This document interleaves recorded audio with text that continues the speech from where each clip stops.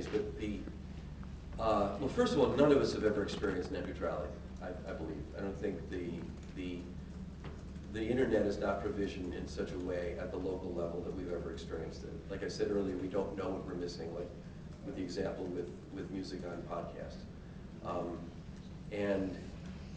But that said, the ideal behind net neutrality, which is a term that a guy named Tim Wu came up with. He's a Canadian guy who teaches at Columbia, is that that it's a bit system and all bits should be treated the same. They should be treated without prejudice in any serious respect to point of origin, what's in it, no inspection to see these are different than others.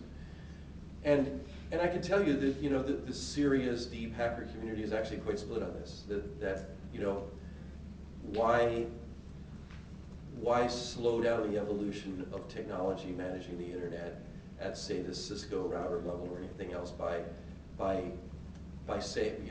insisting on something, on an abstract ideal, when it may be that in the practical application of this, there are many different ways of doing something.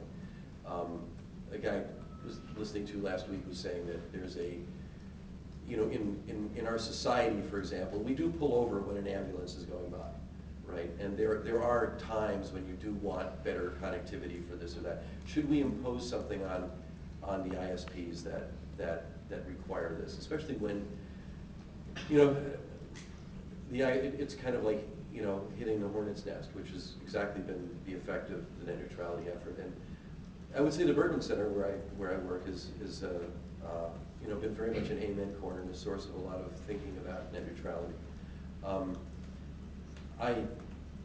Here's how complicated that is if you're looking for, say, a legislative answer.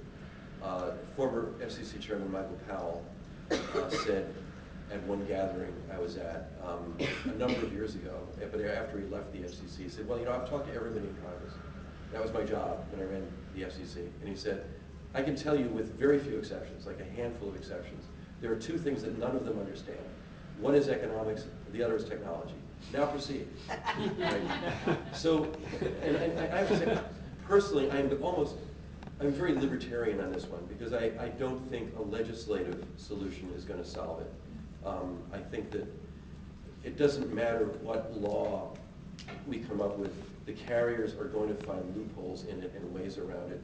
And their lobbying core and their technical cores are so immense that they're gonna fight that some way. That said, I think that the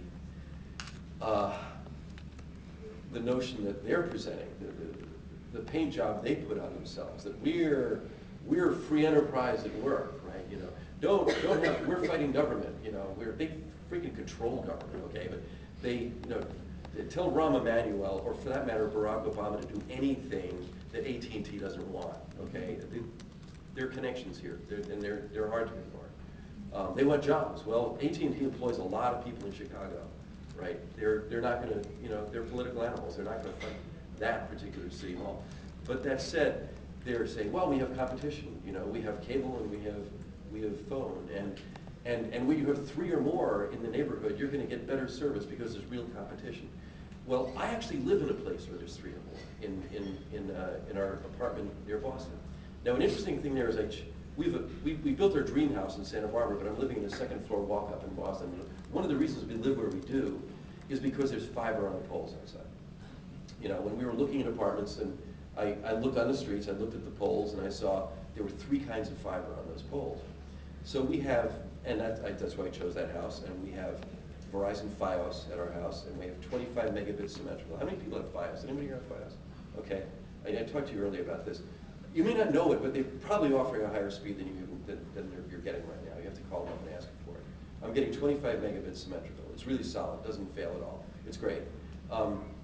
Now, and they've actually dropped the cost on their business stuff. So if you want port 25, you want port 80, you want to run a server out of your house, you can probably do it. You can probably do it at an affordable price with Fios.